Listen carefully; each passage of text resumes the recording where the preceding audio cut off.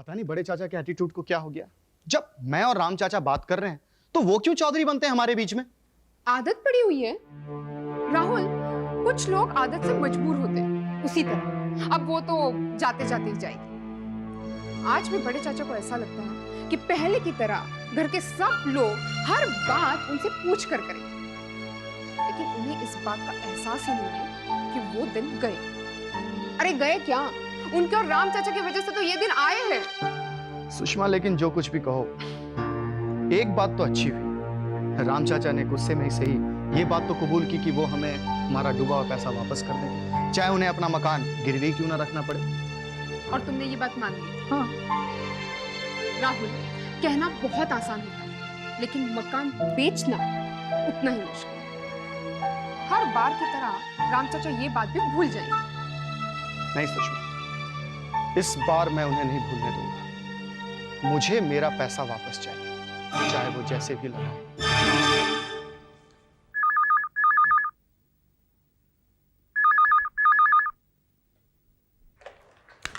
Hello,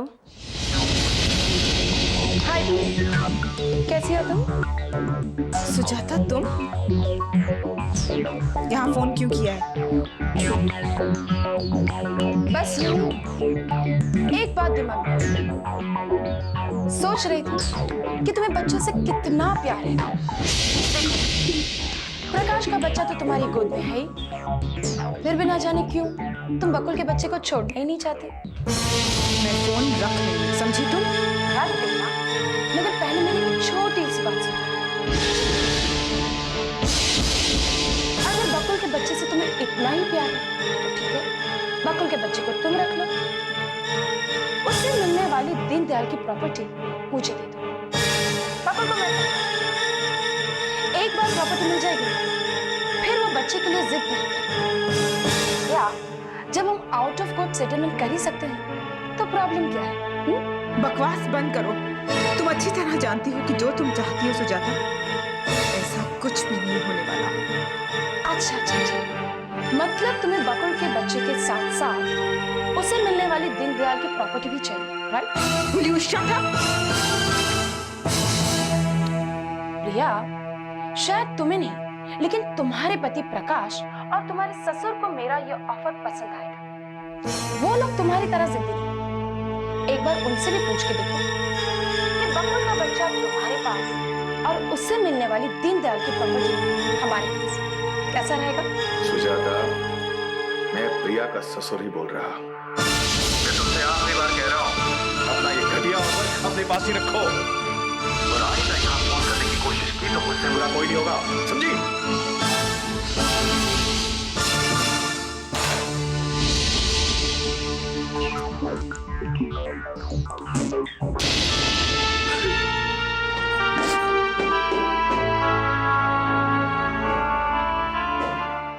आप क्यों फिक्र करते हैं पापा, सब ठीक हो जाएगा। ये बहुत गलत हो रहा है बच्चों। इस घर के टुकड़े तो हो ही चुके हैं, लेकिन अगर राम ने अपना पोर्शन बेच दिया तो हम सब बच जाएंगे। इस घर के लोग जैसे भी हैं, कम से कम एक छत के नीचे तो हैं। पापा, चाहते तो हम सभी यही हैं। हाँ बड़े पापा, जीजू बिल्कुल ठीक कह रहे हैं। पापा ने ऐसा डिसीजन कैसे ले लिया? जब किसी इंसान के स्वाभिमान को ठेस पहुंचती है तो गुस्से में ऐसे फैसले हो जाते हैं सुमन। और तब परिवार के बाकी लोगों का यह कर्तव्य है कि वो लोग मिलकर उसे संभालें। इससे बड़ी विडंबना क्या हो सकती है बच्चों, कि जिस आदमी ने खून पसीने से सोमानी विला को बनाया, वही उसे छोड़कर जाने की बात कर रहा है। राम का पोषण किसी भी कीमत पर बिकना नहीं चाहिए बच्चों। मेरी नजरों में राम केवल मेरा भाई ही नहीं, इस घर की आत्मा है। अगर वो ये घर छोड़कर चला जाएगा तो मैं भी ज्यादा दिनों तक जी नहीं पाऊंगा।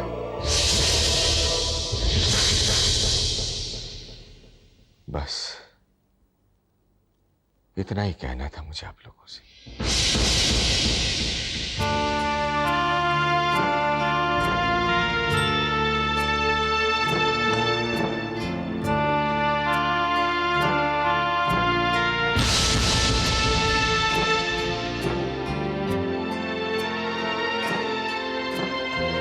आइए। वकील साहब, आपने ये तारीख लगने क्यों दी?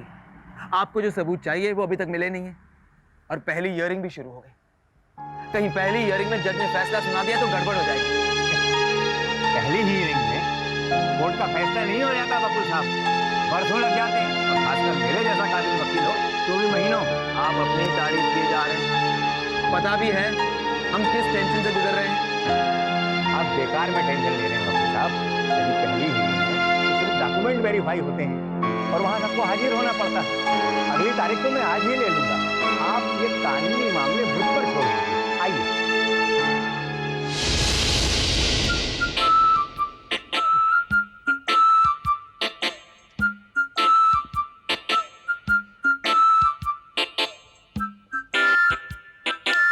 बैठ जाइए मामा जी, आप चक्कर काटते हो अच्छे नहीं लगते।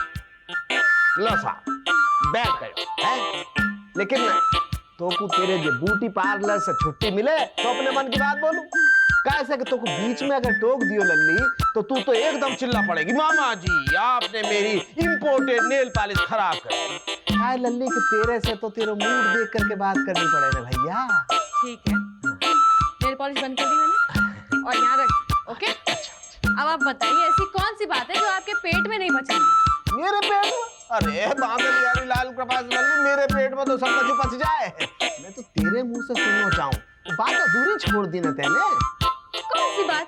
अरे एक बात बता रही तू बीच में रुक गई। अच्छा अच्छा अच्छा, वो वाली बात। वैसे तो मामा जी वो बात तो है बड़ी छोटी सी। अब लल्ली छोटी सी है क्या मोटी सी है, बता दे। हाँ बता दूं? ठीक है, बात कह रहे हैं तो बता ही देती हूँ। हाँ। अच्छा अच्छा बता। वैसे मामा जी मैंने फैसला किया, मैं राम चाचा का हिस्सा ले रही हूँ। ये क्या बात कर रही है लल्ली? अरे अपन 3 प्राणी हैं, इतने बड़े ताजमहल को क्या करेंगे? अरे टिकट लगाएंगे का दुनिया के वास्ते। इसीलिए मैं आपको ये बात नहीं बता रही हूँ, क्योंकि मैं जानती हूँ कि आपकी जो बुद्धि है ना वो ज्यादा दूर तक नहीं भाग सकती। अच्छा चलो दूर तक की सोच है, लेकिन मुझको एक बात बताओ भैया, ये राम प्रसाद जी अपना हिस्सा कोई दान पुण्य में तो दिन आए देंगे, पैसे लेंगे और पैसे कहाँ से आएंगे? अभी तो वो राहुल कुमार को भी 75 लाख को चेक ना पटो ससुरो। क्या मामा जी, अरे चाचा का हिस्सा पैसे देकर लिया तो फिर क्या लिया? हाँ, मजा तो तब आएगा जब मैं चाचा का हिस्सा बिना पैसे दिए ले लूं। फिर उल्टी बात, पैसे ले लेगी? कोई जादू की पुड़ी आएगा तेरे पास? नहीं मामा जी, मेरे पास ये इंटेलिजेंट खोपड़ी है जो हमेशा सोचती है, आपकी खोपड़ी की तरह नहीं जिसमें जंग लग चुका है, समझे आप? क्या कह गई? मेरी खोपड़ी में जंग लगा हुआ है? अरे मैं तो रोज ससुरी तेल की मालिश करूं, चंपी करूं। पर जाने दे बलंदे, पहले तो ये सोच या की खोपड़ी में क्या चल रहा है।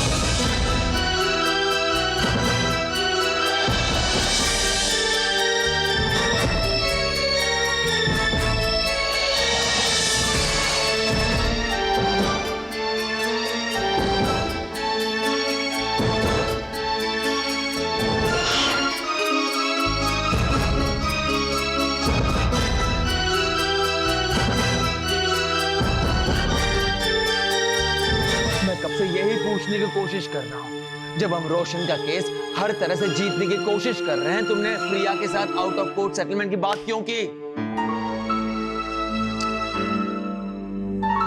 बकुल, मैंने सोचा कि ये भी एक दाव है। प्रिया अभी घबराई हुई है। हो सकता है कि उसके दिमाग में ये बात बैठ जाए कि हर कीमत पर बच्चे को बचाना।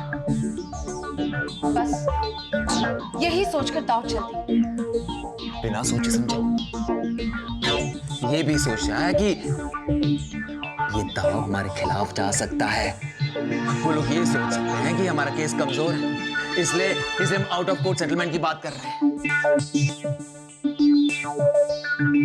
मुझसे नहीं तो कम से कम हमारे वकील से पूछ लिया करो सब कुछ। ये गलती तो मुझसे होगी। किसी को पूछा तक नहीं और प्रिया से बात कर ली। सोचा था ये बिजनेस मैटर नहीं है, कोर्ट मैटर है, समझी तुम? फिर भी अगर तुम्हें मुझ पर या हमारे वकील पर विश्वास नहीं है, तुम ये सोच रही हो कि हम काबिल नहीं है, तो तुम ये केस खुद लड़ सकती हो। मैं बीच में आने वाला नहीं हूं।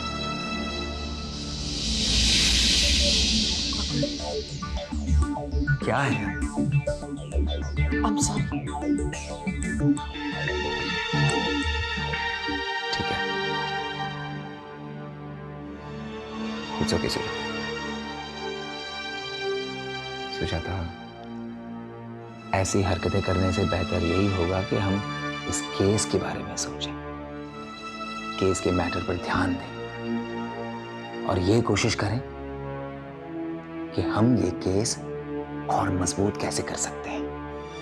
ठीक है? आपसे हम यही करें।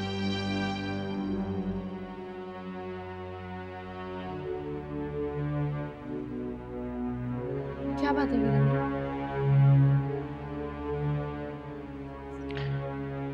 हमसे कुछ नहीं हो सकता नेहा। हम लोग कुछ कर ही नहीं सकते। इतनी मेहनत की, भागदौड़ की, क्या नतीजा निकला? नहीं हो सका ना पैसों का इंतजाम। अब हम राम चाचू के पोर्शन को नहीं बचा सकते नेहा।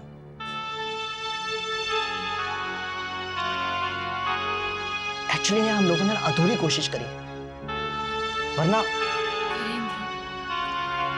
मैं तुम्हारी परेशानी को समझ सकती हूँ, लेकिन सब लोग तो ये बात नहीं समझते हैं ना नेहा। नेहा, मैं एक बात सोच सोच कर बहुत परेशान हो रहा हूं कि एक अनजान आदमी इस घर में रहने के लिए आ जाएगा। पता नहीं कैसा होगा वो, उसका परिवार कैसा होगा। अरे घर में निधि है, तुम हो, हम लोगों का तो घर में रहना मुश्किल हो जाएगा नेहा। नेहा, जो लोग राम चाचू को उनके पोर्शन का दरवाजा खोलकर बाहर जाने के लिए मजबूर कर रहे हैं ना, वो लोग इतना भी नहीं समझते कि एक गैर आदमी के आ जाने के बाद वो लोग भी अपने पोर्शन का दरवाजा खोल नहीं सकते। नेहा, ये घर घर नहीं रह जाएगा, जेल हो जाएगा, जेल। ऐसा कुछ भी नहीं। ऐसा ही होगा नेहा। समझ में नहीं आता नेहा कि किस पर भरोसा किया जाए और किस पर ना किया जाए। सच पूछो नेहा, तो मुझे अब किसी पर भरोसा नहीं रह गया। लेकिन मुझे आप पे तो भरोसा है। झूठी तसल्ली मत दो नेहा। जब मुझे अपने आप पर कोई भरोसा नहीं रह गया है, तो तुम मुझ पर भरोसा क्यों कर रही हो?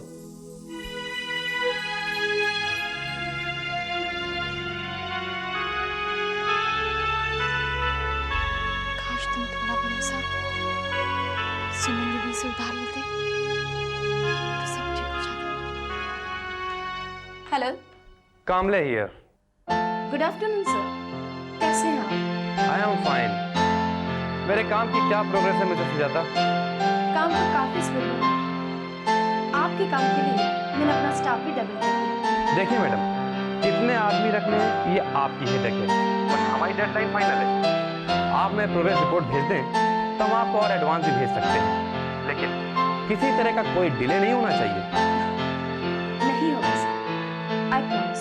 Good, nice to hear this from you. ये तो हमारी आपके साथ शुरुआत है। अगर ये काम आपने ठीक से कर दिया तो आगे और भी बहुत काम है। कल हमारी एक मीटिंग है, हम परसों आपको फोन करेंगे। आप दुबई का एक फैक्स नंबर नोट कर लीजिए। hold on. जी कहिए सर।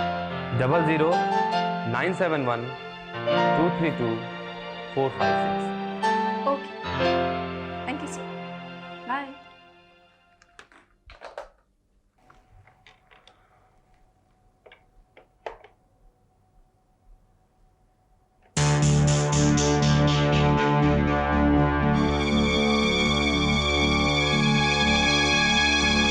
मिस्टर हरीश, आपके कहने के मुताबिक मैंने आपका काम कर दिया। लीजिए मैडम, आपका ये cheque. Thank you very much mister Agarwal. माफ कीजिए, आपको खुद ये फाइनेंस का चेक लेकर यहाँ आना पड़ा। I am so sorry for this. कोई बात नहीं, हमारा तो ये सिस्टम ही है। पैसा देने हम खुद पार्टी के पास जाते हैं, लेकिन पैसा वापस लेने के लिए हम बार बार चक्कर नहीं लगाते। बस यही एक बात हमारे में खराब है। आपने अपना बंगला गिरवी रखा है, दैट्स ओके। हम प्रॉपर्टी में डील नहीं करते, फाइनेंस में करते हैं। आई नो मिस्टर अग्रवाल, आपने जरूरत के वक्त हमारी मदद की है। अब आपको आपके पैसे वक्त पे लौटाना हमारी जिम्मेदारी है। आप निश्चिंत रहिए।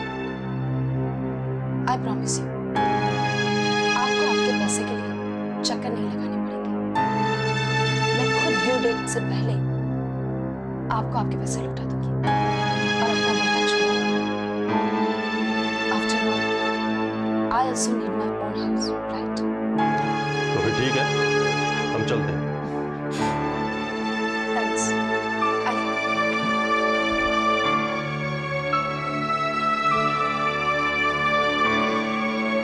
One second, thank you. Okay.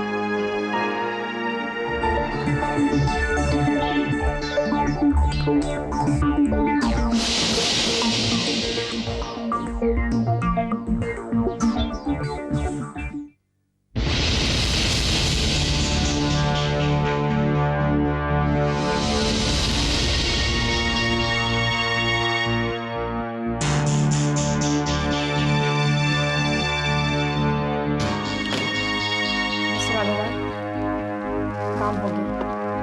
Ji,